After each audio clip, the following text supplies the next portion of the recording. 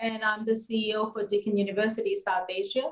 On behalf of Deakin University, I welcome you all today to this very interactive session with an esteemed panel, as you can see. And I'm really looking forward to talking to each of the panelists and getting their thoughts and ideas.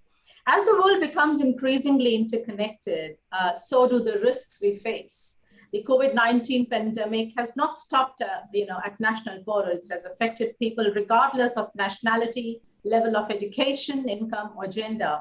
But the same has not been true for its consequences, which has hit the most vulnerable the hardest.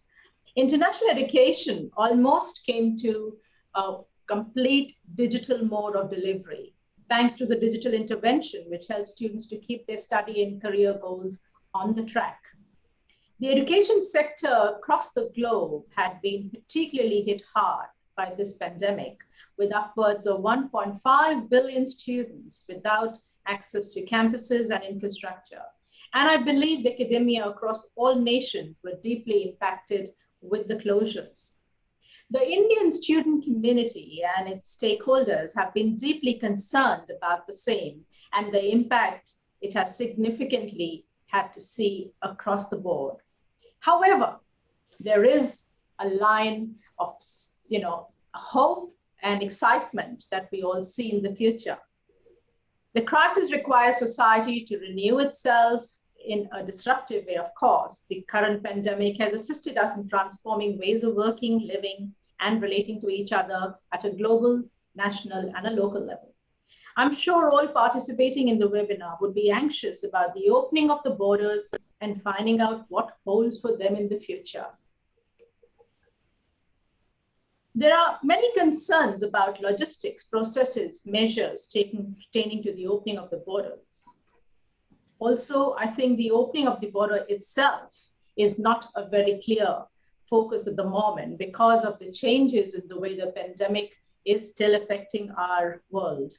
This webinar today is being hosted to highlight some of the key aspects in regards to the opening of Australia in the future and for students and parents to interact with this very esteemed panel. We have with us today very eminent personalities who are very closely involved in the process and would be highlighting some of these important aspects in our discussions with respect to opening of borders, ongoing students, measures taken to ensure COVID-safe environment, and also about the importance of Australia-India relationship in education, research, and so forth.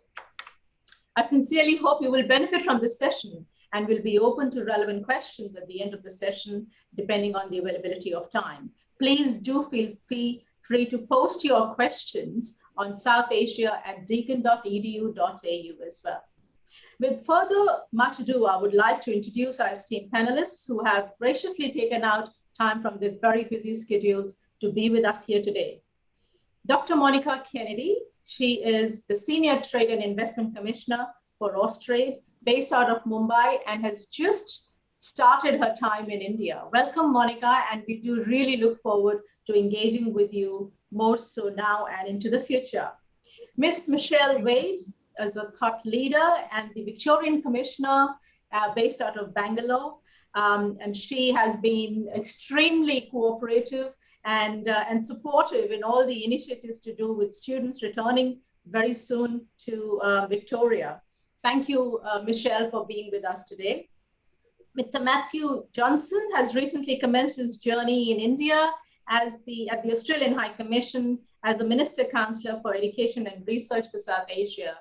He comes from Brazil. So welcome to India and welcome to this session, Matthew, and we do look forward to engaging and interacting with you. My Vice Chancellor and President of Deakin University, Professor Ian Martin, who's been the Vice Chancellor at Deakin for about 2+ years now. Isn't that right, Ian? And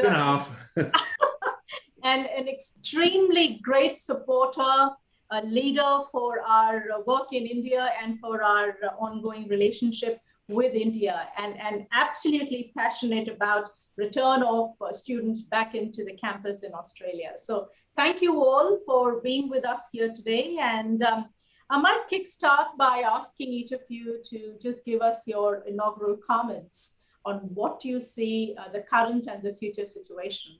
So I might start with Michelle, if that's okay. Great. Thanks, Ravneet, and it's wonderful to be here today. I was just taking a look at the Q&A actually, and I think it's really, you'll recognise to everyone, such a challenging situation right now as things are changing, and just as we think that things are going smoothly, we find another variant of the virus impacting us globally. So do be patient as we're pulling advice and information together on that. But first of all, I just wanted to say how great it is to be part of today with the students, parents and agents and the bigger family of Deakin. Deakin is such a significant partner, and really for us, the foundation partner of the university experience in Victoria. They've been very present, as has Ravneet, for the last 25 years.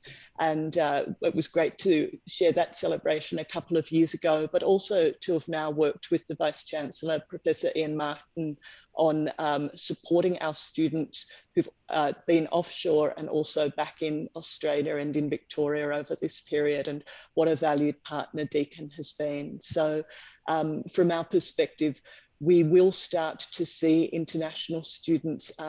There's a flight with a green lane and a few students coming in from Singapore tomorrow, largely Singaporean or people who've been living in Singapore.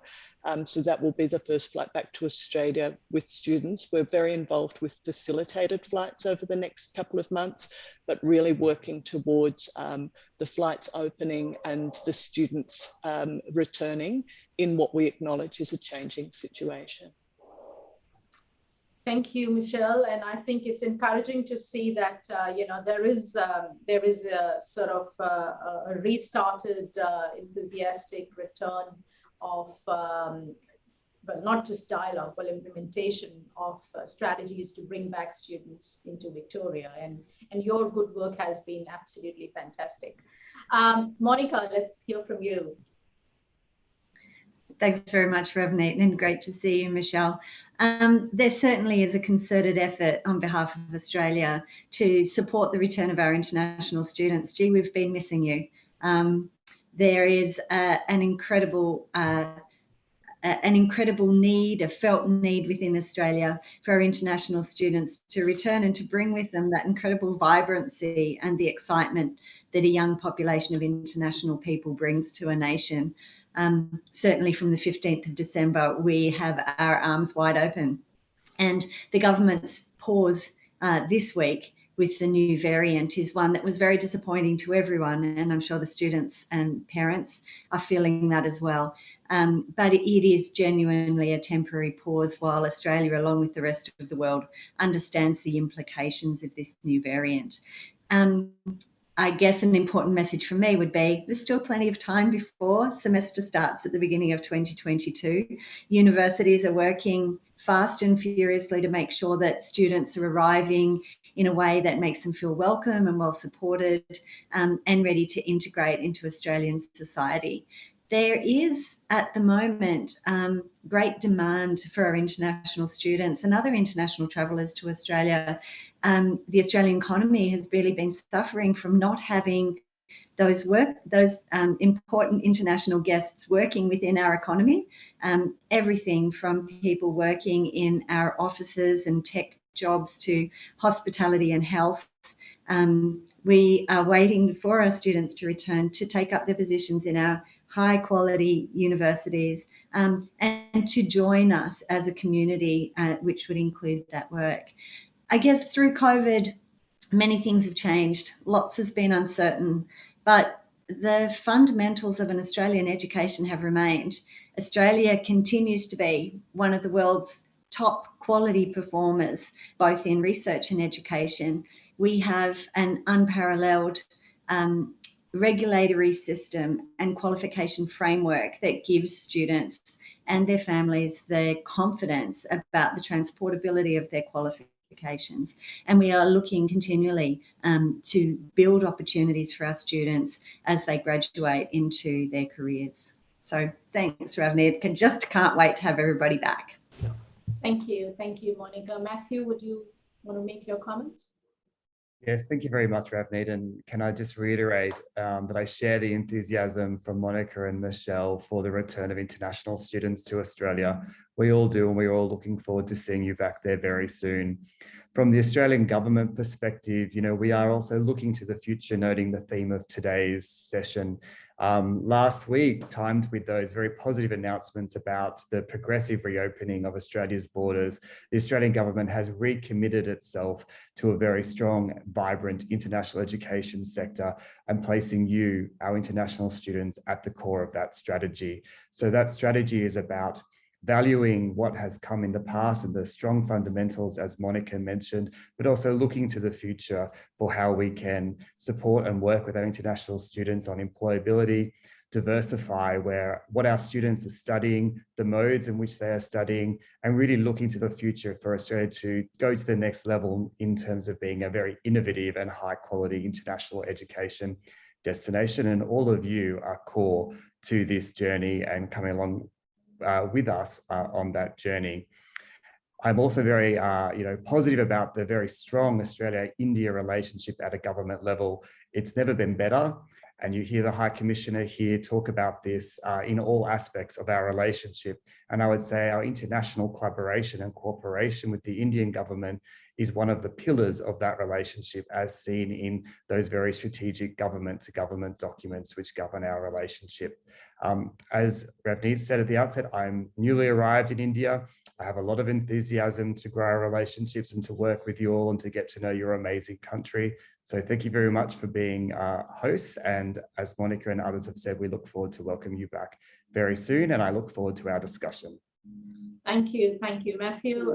Ian, your comments. I think the students are eagerly waiting to hear you, especially as the Vice Chancellor. So, look, I think when we had two announcements a little while ago, one on a Friday from the Victorian government saying that students who have PCR negative, fly to us double vaccinated, can arrive without quarantine.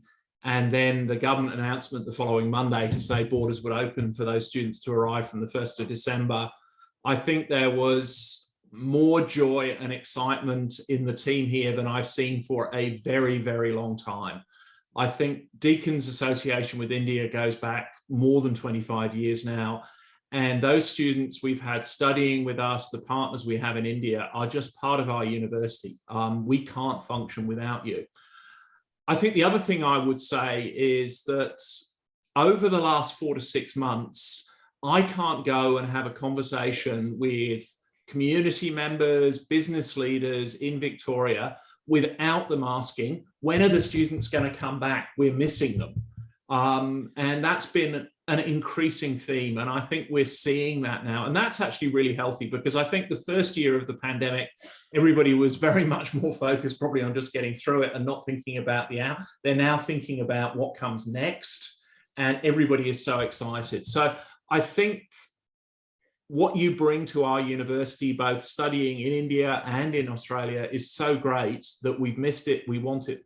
And I think there is a pathway through. Now, like so many people around the world, all of our hearts sank when we saw the announcement about the new variant. And along with many, many countries around the world, Australia said, well, let's just have a pause for 14 days while we get a bit more information. Now, maybe it's heading towards the end of the year and I'm optimistic, but I am optimistic that that pathway will reopen in a, look, they've said the 15th, and we really hope that that is the case. I'm looking at the questions, and there are a vast number of questions in there that relate to the practicalities of travel. And I think our team in India, and the Indian High Commission and the Trade Commissions, will make sure that as we get more information, it is conveyed to you. So just at the moment, what we can say to you is, as soon as travel resumes, international students are a priority for the university, they're a priority for our state government, and they're a priority for our federal government. If there are additional requirements like a 72-hour pause while you arrive in the country and we get a negative test, if that continues to be the case, we will work with families, students, and agents to make sure that those arrangements are put in place in a way that works smoothly. We're talking with our accommodation teams and others as to how we best do that. But today, we can't give you those definitive answers. But what I can assure you is everybody is working as hard as they can to make sure as soon as we have definitive answers, we can give them to you. The other thing I would say is we're immensely grateful to the federal government for clarification around visa status. And I'm not going to get into the details today because I always get the mechanics and the numbers wrong. But the clarification around visa status and post-study work rights has been immensely valuable to see. And I've also had strong assurance from the Minister Alex Hawke's office yesterday in Canberra, who's in charge of visa processing, that they will make sure that globally the capability to process those visas for you is there. So there's a lot of work happening in the background, but I'm going to stop, Ravneet, with just how excited we are to be at this point that it is almost happening. And our teaching for the first teaching period next year starts at the end of February, beginning of March. So we do have a little bit of time to get people back, but we're working hard and we are so excited. And I think that's probably the most important thing. Thank you, Ian. And I absolutely share, your enthusiasm, and I totally agree with you that, sooner than later, we will have our students back on campus, and you will walk around seeing a lot of Indian faces there, and a lot of very, very happy Indian students. And can I say that Deakin University is doing all it can in collaboration with our office in Melbourne to reach to you and to talk to you about the best ways we can support you once you do get to Melbourne and to Geelong, in terms of all services that can be provided to the students, and the office will definitely be in touch with finer details. I'm going to sort of move on, with the panel discussion now, and my first question is to Monica. Monica, Australia, has been a destination of choice for specifically Indian students, more so for the last, I would say, 2 decades. So it's really a first generation or maybe a second generation destination for Indians. What are the key factors that you think make Australia a very popular destination? And how do you see that bilateral relationship between India and Australia going forward through the education and research domain? You're on mute, sorry.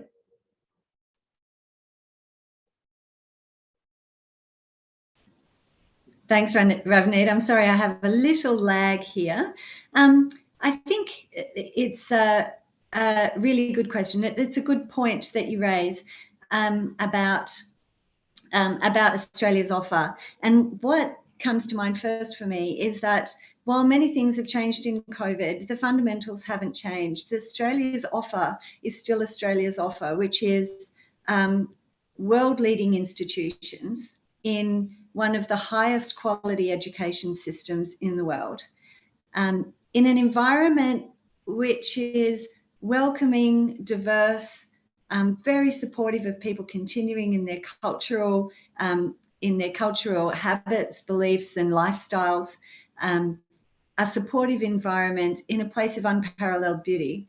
Those things don't change, and I think that it's on this basis that students have chosen Australia for study in the past and will continue to choose Australia. Right now, though, as Matt mentioned, there's never been a better relationship between our governments. The India and Australian governments are working very, very closely together.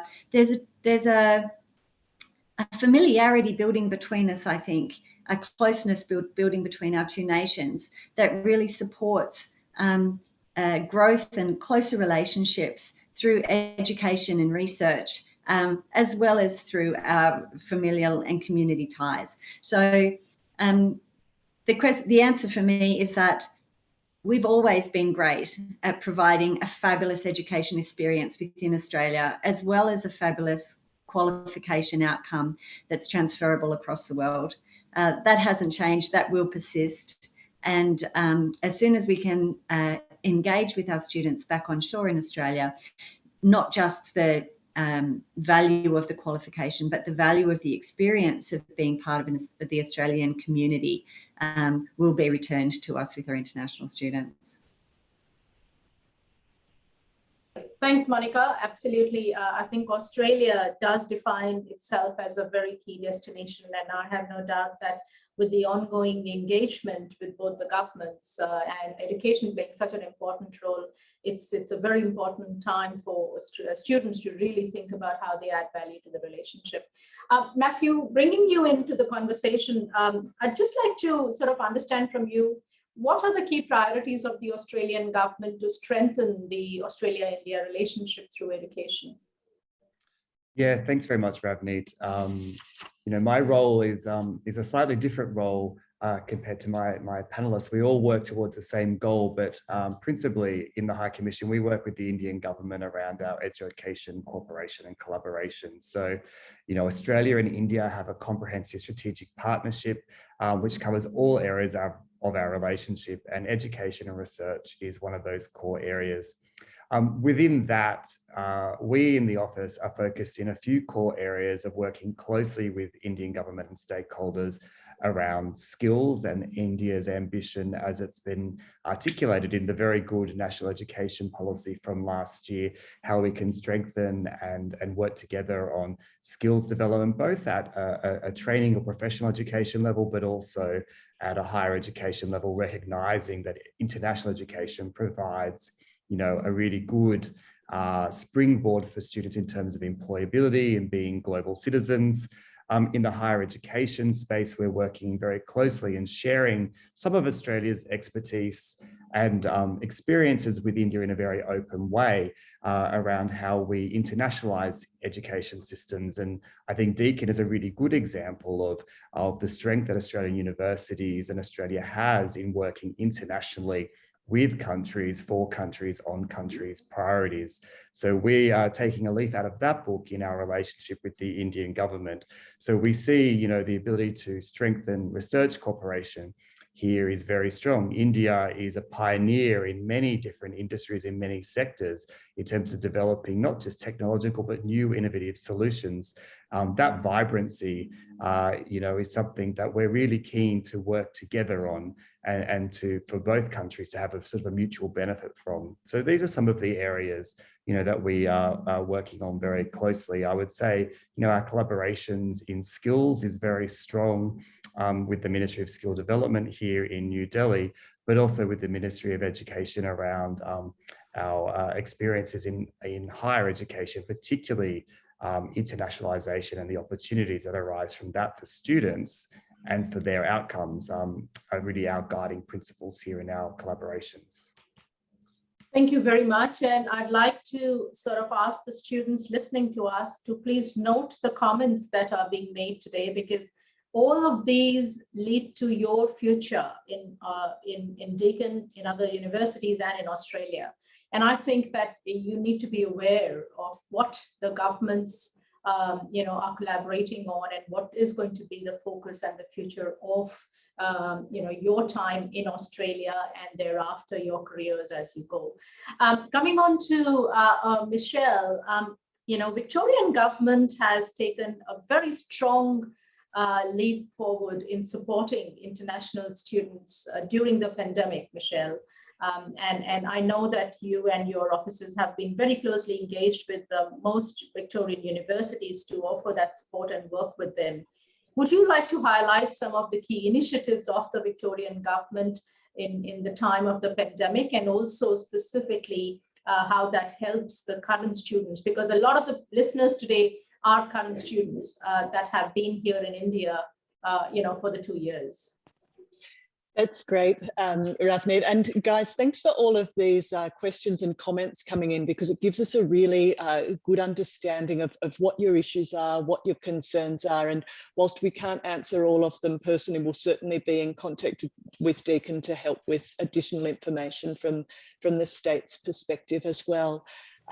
Through the pandemic, I want you to know too that there's two lots of students. There's those who've remained in Australia, and for us with the students from India, that's actually a significantly larger proportion than other countries have remained in Australia. So there was a big effort, and of which Deakin was one of our leading partners in supporting those students last year.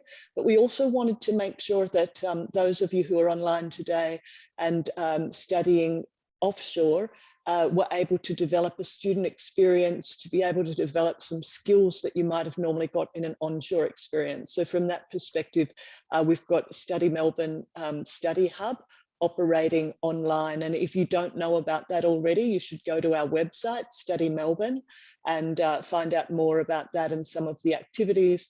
There's resilience building, there's career advice, CV building. Yesterday we ran something Future Female. So plenty to keep you engaged and growing your network of friends beyond just students at Deakin University, so that you arrive with a part experience as well.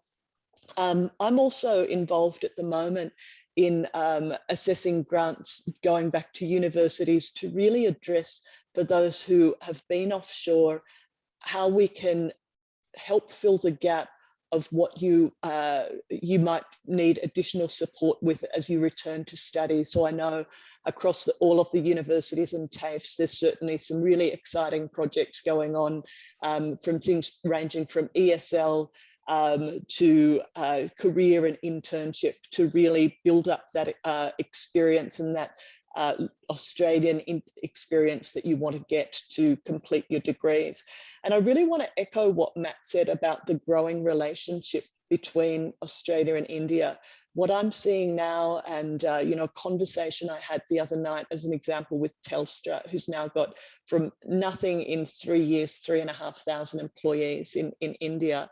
That's just one of many companies. For you guys coming out of university with an Australian degree and a Victorian experience, what an attractive employment option you're going to be in this period where we've got tight employment and a really qualified workforce. So we're really looking forward to you not just having your Australian and Victorian experience, but to this next generation of people who are going to help us grow the India-Australia relationship. Fantastic. Thank you very much, Michelle. And I think the great work that you're doing with the government is absolutely important and goes a long way.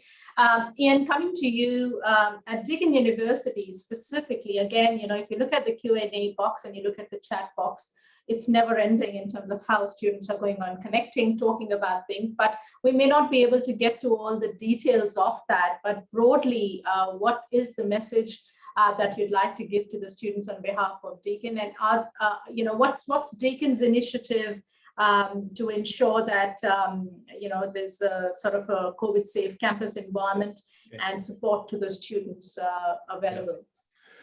So I think the top message is the message I started with, that we are hugely excited about the prospect of having a pathway back. I absolutely understand from so many of those questions that, as I would be if I was in your situation, tell me when I can book the flight, how can I book the flight? And there's a lot of work going on in there. I think a very practical point is, and we were absolutely delighted to see that direct flights run by Qantas between New Delhi and Melbourne and New Delhi and Sydney are kicking off. And that's really great, because that's the first time for a very long time that that's happened. So I think we will see, because of the strength of the relationship, more airlines opening up those direct flights over the coming weeks. So I can't give you all of the answers, but I think one thing I would say, and this is both for students, but probably also for parents, whilst Australia's closed borders have made it very difficult for many things, what we have been able to do as a nation is probably have some of the safest outcomes from COVID-19 anywhere in the world. If you arrive in Victoria now, you will be coming into a community where 92% of those over the age of 12 are double vaccinated now, where there is a huge amount of public awareness around the importance of managing COVID well. You will be thoroughly sick of the Service Victoria app, which you have to pull out every time you go into any building to log in, so we know who's there. So if we have to manage a few cases, we've got good contact measures. And we've got a team in the university who are now well experienced in what happens if someone comes into the university and unfortunately they have a case of COVID. It's not that frequent, but it does happen to us.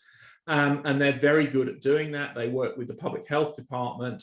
So I can honestly say that coming to Victoria, coming to Deakin, you will be coming into what is as safe a COVID environment as anywhere in the world can create. And I think that's really important. And I think the other thing to say is that we've also got very good at keeping key things going. So we've been able to keep a number of things running all the way through the pandemic because of the dedication of the team and the support we've had from particularly the Victorian government, who I will call out, have worked very closely with us to make this work.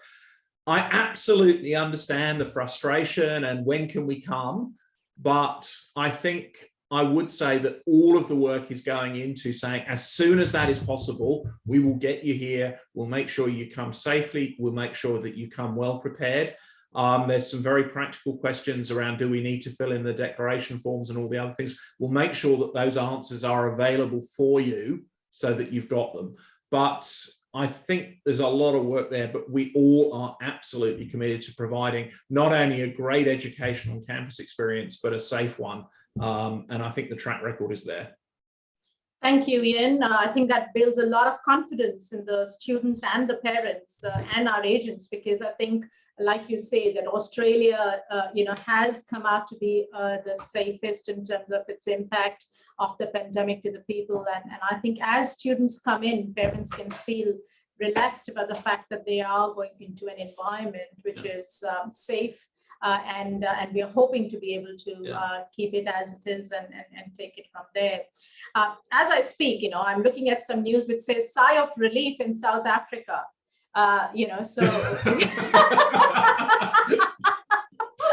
So which means that, if sigh of relief is in South Africa at the moment, then other parts of the world should be feeling better as well. And so should we be feeling more optimistic on this webinar today about the borders opening around the 15th. But can I say that to the students that if I was you, I would wait to get on a flight. I was looking at a message which said, hopefully it will end at 11:59 on 14th, and I will be on a flight on 15th morning. And I'm like, absolutely, but not to really have hopes to be able to fly during these 2 weeks, because the government has announced it's a hold situation. A lot of the questions are about, I booked it on the 8th, 9th, can I fly? So my response to you will be that do not think about flying until the 15th, because you may not have flights. If you have flights, it is only for pilot programs right now that might be going. So try and keep the news coming through to you as soon as the Australian government says it is open and the borders are open, which we hope will be on the 15th. You can start to think about your flights after that. So, and right through, like I think someone said earlier, that there is still time for trimester 1, to start. We start in February. So there is still time. You can arrive right through January and early February to start and commence in trimester 1. So, so keep your fingers crossed on that one. Let me move on to Matthew and say that, Canada has clearly, say, as a country, expressed their intent to increase students' intake, which basically aligns with their migration policy. At the same time, New Zealand is keen to reduce its international student load. What are you hearing and thinking from an Australian perspective? And also, what thoughts do you have in terms of the areas of sort of growth for the Australian economy into the future, which will align to the jobs of the future as well? Yes, thanks very much, Ravneet, for that really interesting question. A lot of countries, have a range of different strategies and policies and, values around their international education system. So, it's very clear, and I've seen all the social media, advertising and the campaigns from Canada is very clear, that link between study and migration outcomes. Obviously, the Canadian government's made a decision around the types of skills they need in terms of workforce and where there are, potential for growth. From an Australian perspective, as I said in my opening remarks, Australia has refreshed our international education strategy. It's a recommitment to international education. It is not about reducing the number of students. It is not about any of those things. It is about, taking a look at what our international education system was and strengthening the fundamentals for the future. So, from our perspective, we are looking at the student protections, which are world leading, our legislation, which protects students as both consumers, but also as, people and welfare and safety. We're re-looking at those measures to make sure they are contemporary and as strong as they can be moving forward in the future. So Australia, is committed to international education, committed to our international students and wanting to continue to grow this sector in the future. One of the new areas you'll see in our strategy, though, is around alignment of where are those gaps in Australia? Where are the growth sectors and growth industries in the Australian economy? And how can we encourage students to enroll and seek out qualifications in Australia that are aligned to those particular sectors? So, everyone knows about the emerging areas in advanced manufacturing. Australia has really committed to a new strategy in that. So, areas like cybersecurity, AI, in those tech areas are very strong and are emerging areas. Other areas where maybe people don't think about so much, health and allied health services, the care sectors such as aged care, childcare, some of these areas offer really good careers for students, and we're critically needing well-qualified people in those sectors. So you'll see more coming from the Australian government, largely from the migration side of things, about what are those skills gaps in Australia and where do we see growth for employment. But these are a few areas that I can think off the top of my head where there are critical shortages, where we do need skilled, highly vibrant, highly enthusiastic young people in Australia. And that stated aim within our new strategy of linking qualifications with those skills gaps is a deliberate attempt to say, international education does many things for people, for our students, for our communities, but also we recognize that employability for students is really important. So that'd be sort of my observation of where Australia sits in this spectrum of things. It's quite different, I think, to how Canada and what New Zealand are considering. And I think from that perspective, students can feel really confident in continuing to study with us. Fantastic. I think you've answered it beautifully, and it gives a lot of confidence to the students and the parents about the possible career options. Thank you for that. Monica, coming on to, Austrade's focus on enhancing employment and employability, and also key sectors of growth of trade between both countries, but also more specifically looking at some of the initiatives you've taken, to offer some of the employability capsules. Where do you see this going into the future, and what would you advise to the students, especially with now the post-study work rights being extended from 2 to 3 years? What would be your advice to the students looking at sort of part-time work, but also engaging with community and thereon a career? Yeah, there's a few parts to that question, Ravneet, and if you don't mind, I will just talk to everybody to implore you please to go and look at the Study Australia website. So this Australian government website pulls together all of the information that prospective students and current students will need to navigate the changing circumstances with COVID and arrivals. There's lots of information about visas and state accessibility, as well as state and territory accessibility. It's a one-stop shop really in Study Australia website. And within that website too, there's an employability hub. This employability hub is an initiative that's just been building over the last year or so as Australia really worked hard to maintain contact and provide support for our international students studying abroad and prospective students. And so within that site, there's an employability micro-credential. There's an opportunity for students to join in for virtual internships for to access real projects with international teams. There's a range of other kind of academic support and contact resources, which are really, really very useful. And that site has everything that a student will need as they prepare to come to Australia.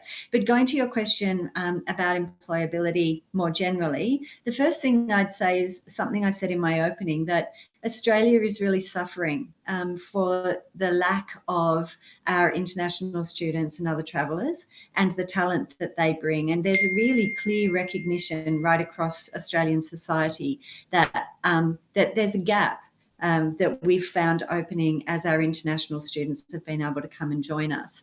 And I think that this recognition is one that Australia as a society quite broadly will recognise the need for us to continue to work with our international students to develop talent to support the jobs of the future. And as Matt mentioned, particularly in the areas of IT, like artificial intelligence and cybersecurity, but also in a range of health and welfare areas too. The point you made about post-study work rights is a really important one, and I see it as very tightly linked.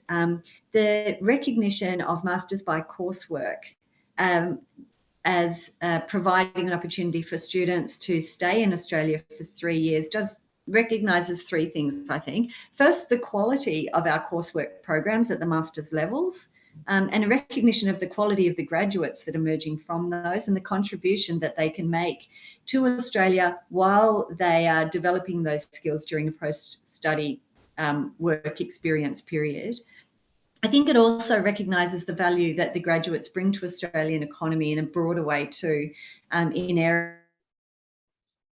areas of skill demand specifically, but also in bringing a vibrancy and a sophisticated level of international development to Australia in that period of 3 years. And I think the third part of extending the post-study work rights for master's students when they're studying a coursework program is really recognising how important it is to Australia that we encourage our graduates to stay and continue to learn through work in an international environment and take the relationships that they build during that time across the world as they take their careers internationally.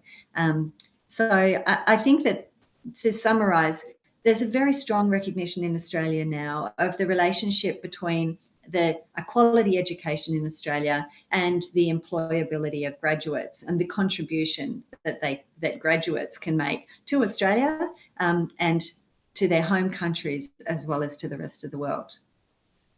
Thank you very much. Again, I think these are great initiatives by Australia to enhance employment and employability. And I think that students who are starting to study these areas of study, at undergrad and postgrad will definitely see good careers as they go into the future. Ian, coming to you, at Deakin University, of course, there is a very strong focus on student services, a very strong focus on excellence in teaching and research and innovation, and employment and employability. So could you let our students have a peep into, from your perspective at a strategy level, where do you see this focus of Deakin going to build employment and employability amongst the students? And I do know that at Deakin, we are one of the few universities in the world that we start to support employability skills in students as soon as they join Deakin through Deakin Talent. And I think that's a really, really unique, set of services that we do provide to the students. Yeah. So I think, Ravni, we recognise that whilst there is many reasons why people come to study at university, and all of those reasons are important, if I talk to students, I can almost guarantee you that everyone I talk to within their top 2 reasons will say to help me build a better career, whether that's for your first undergraduate degree or coming back for a master's. So we recognise just how important that is in the minds of our students. So we've taken that very seriously. So we deliberately in our strategy put education and employability together because we think they're inextricably linked. And as you say, from day one, we think about how we can help students, both domestic and international, build those employability skills. So we try and weave it into our courses, but also we have a very engaged employability recruitment service, as you say, Deakin Talent, and they identify short-term employment opportunities for students while they're still studying. It's almost like an internal job service, and it might not be a job that's related directly to your career, but it's doing what is so important, giving people experience, a different range of options, a different range of connections. And we know that particularly for international students seeking employment in Australia, getting the first experience is often the most hard piece of the whole jigsaw. So we try and use Deakin Talent to do that. But also we build networks with partner institutions, employers, so that the employability service will actually even run like consulting projects. So a company will come to us and say, we've got this project that needs 3 months of work. Can your students help with it? So there's lots of that happening. And then it goes beyond that to other employers. And as I've said, what's sort of been really heartening over the last 3 or 4 months is employers coming up to me spontaneously and saying, when are they coming back? When are we going to be able to see your international students back here again? Because I think what like many things in life, you only notice things sometimes when they're gone.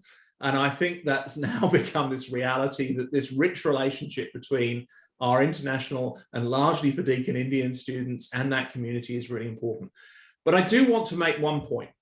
We're not running an immigration service for either the state or federal government by proxy. That is part of what we do, but we also recognize that it's really important that we're educating students to return at some point, hopefully with both an education and some life experience back to their home countries to build a career there as well. So a lot of what Ravneet and her team has been doing is thinking about how do we build those linkages for our students as well through our alumni networks and others, so that as you return back to India after a qualification and a period of time studying, there's a network into that alumni network and others. So it's a really important part of what we're doing.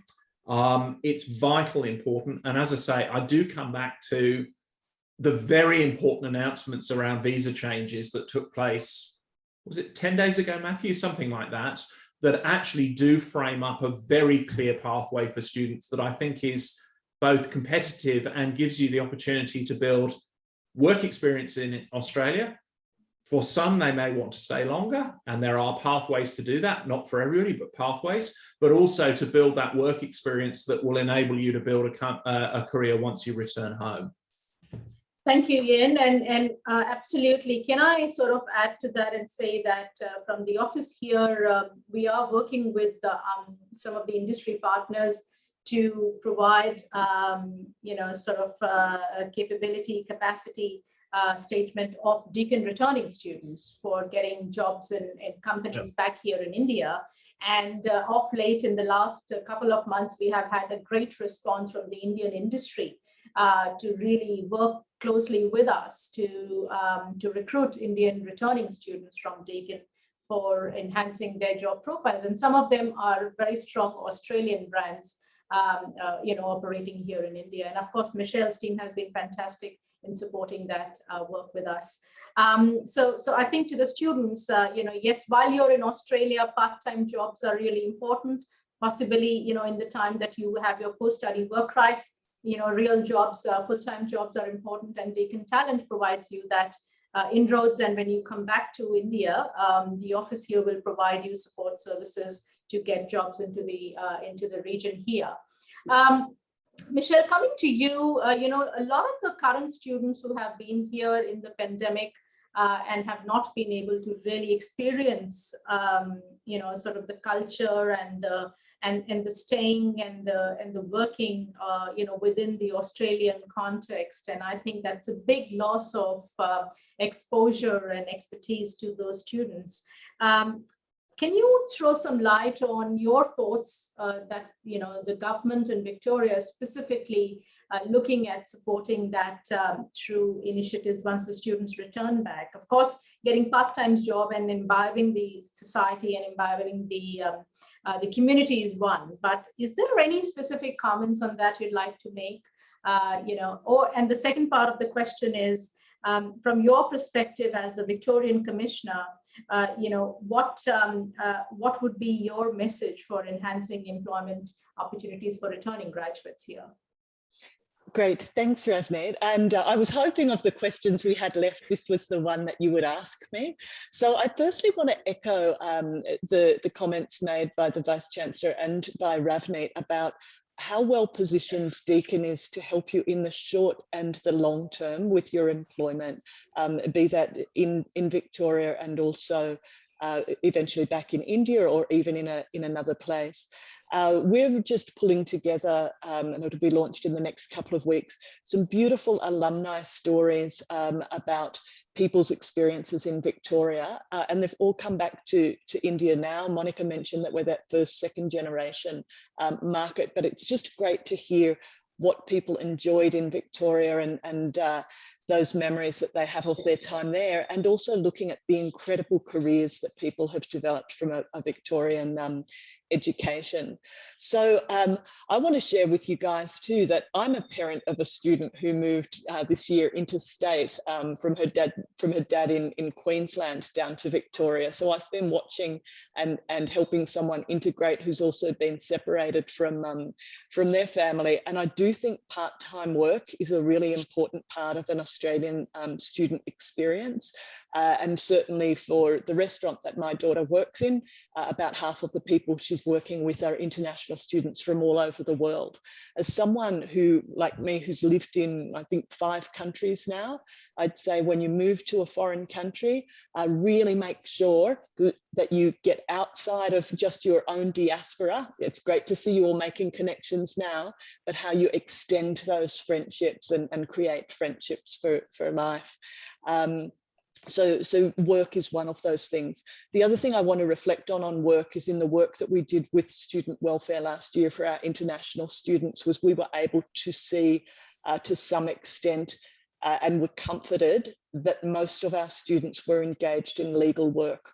And we say to you, when you get a part-time job in Australia, make sure that you're legally engaged. It gives you protections on workers' compensation if there's an accident. Make sure you get the award payment. And we did find the majority of students were in that sort of employment. If you need advice on that, again, our Study Melbourne team can help you make sure that you're in legal employment with our Study Melbourne Student Centre in the centre of Melbourne. In terms of, we talk a lot about what an exciting destination Victoria is for study, but it's also Australia's events hub. So I was thinking about, from a cultural experience, what you've got coming up. We've got the tennis, the Australian Open tennis, and that's not just a sporting event. It's like the city of Melbourne. It's a cultural centre. We've got the Grand Prix has been reprogrammed for April, and then of course, close to many of your hearts will be the T20 World Cup with the final at the MCG in November.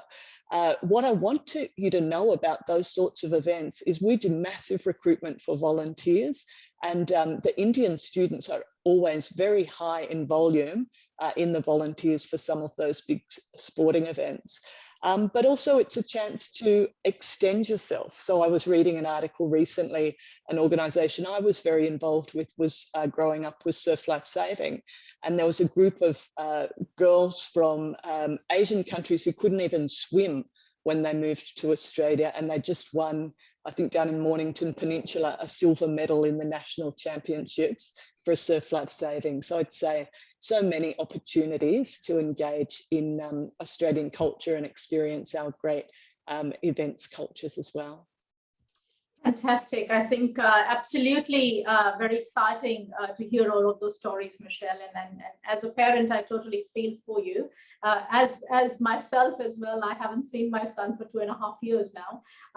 He lives in Melbourne. So of course, haven't gone there, he hasn't come here. So it's tough, but I guess this is where we are and this is the new world we live in. So I guess I've got 7 minutes to go, and I know I know my students and parents are expecting us to respond to all those questions. Can I ask my team in India to pick up all those questions and make sure that we do get back to people with specifics? Because I'm sorry, I'm not able to take a lot of those questions as they are very specific and very focused on some personal aspects. But what I can say on behalf of Deakin University, that this office, South Asia office, will work very closely with each one of you to provide you support and guidance on how you can go forward as you move into a more specific time to arrive into Australia.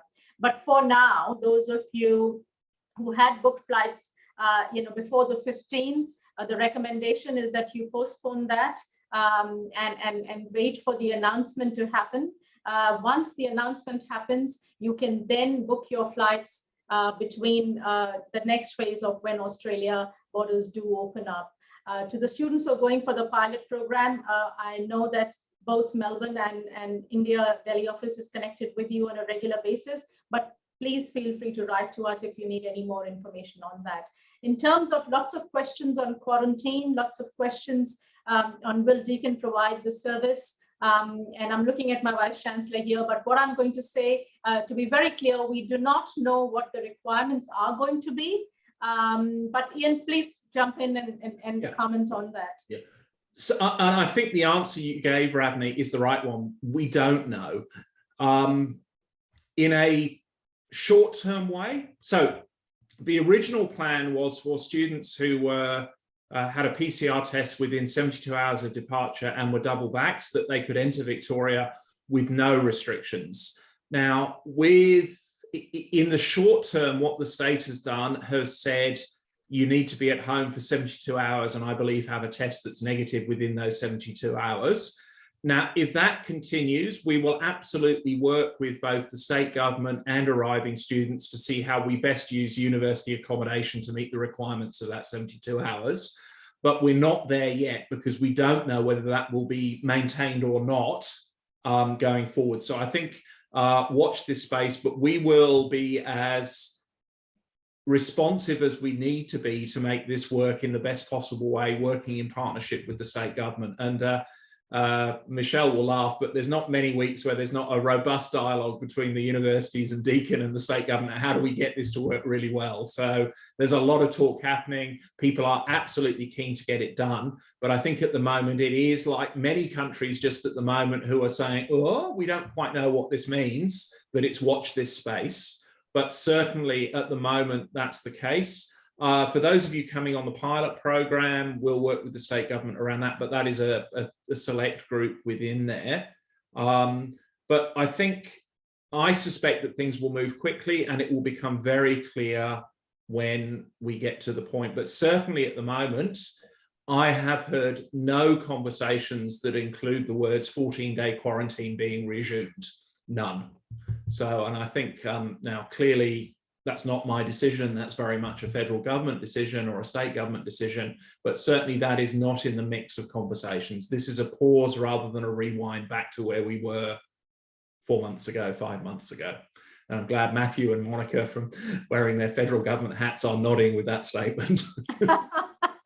Well, we do live in hope, and I think that very well said on that, Ian, that Deakin, as always, will be extremely responsive and supportive of all that can be done to support the entry back into Australia, into Deakin. And can I say to the students and the parents that please do keep in touch with the office and the counsellors in the office that are supporting you and have been working with you over the 2 years of your time at Deakin, that before you book your flights, please do be in touch with us so we can give you the latest information on what's happening, where we are going, and how we can support you better. On that note, any final comments before we just quickly close on this? Matthew, let me just get you to say a couple of lines before we go. Thanks very much, Ravneet, and thank you to Deakin for the opportunity to speak today to all our Indian students who are, obviously very eager and excited to go back to Australia. We look forward to welcoming you back, and it was a pleasure to be here. And I'm looking forward to my 3 years here in India to strengthen our education relationship even further. So thanks for the invitation.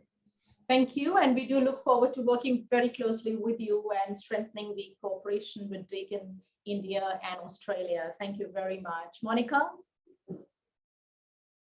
Thank you, Ravneet. Just to say how wonderful it is to be in contact and have such happy news to be able to speak with you and with our international students and their families at the moment. For those of you who are preparing to come to Australia, please use the time wisely. Go to the Study Australia website and make use of those resources that have been developed by the Australian government to support your smooth entry. I know once you arrive in Australia, Deakin will be there to welcome you, to settle you in and make an experience a wonderful one. And I wish you the very best of luck. Thank you, Monica. And I do echo your thoughts that the resources which are developed by the Australian government are extremely helpful. So we do encourage all the students to definitely have a look at it. And for my counselors who are listening, I hope that also make sure that you give that advice to the students on an ongoing basis. Michelle? Yeah, just that Victoria is not the same without you. We're really looking forward to the return of our international students. Deakin's one of our most trusted partners in this space, so I know they're going to work with us, with the federal government, to get you back as soon as we can and the best experience that you can possibly have. So looking forward, and just the energy in the Q&A and in the chat is just a reminder to us of how much we love working with you all. So thank you. Thank you, Michelle. And I can say on behalf of Deakin that we are extremely happy and thankful to the Victorian government for all the support extended and the cooperation. So it's a long way, but we'll get there sooner than later. Vice Chancellor. So look, I think you've probably got a sense of the excitement that we all feel about being on the cusp of the return from all of us. But I just want to wrap up on a more personal note, just to say how important that Australia-India Deakin relationship is. It's writ large in our organisation, and at a personal level, I was an international student as a medical student in India in 1987. I spent 3 months in Uttar Pradesh, which was a very different experience than the 3 months in Uttar Pradesh you might have now. But I understand how formative that time overseas is. The relationship between us and India is both personally and whole of institution incredibly important, and we will do whatever we can to both get the return running smoothly, but also support you as you arrive, because it really matters. And I'm missing traveling to your country. It's been 2 years, which is the longest gap I think I've had in a very, very long time without visiting. So I think we're all anticipating eagerly the opportunity to resume. And I look forward to welcoming you to our campuses in Burwood, in Geelong, and across the state. So thank you.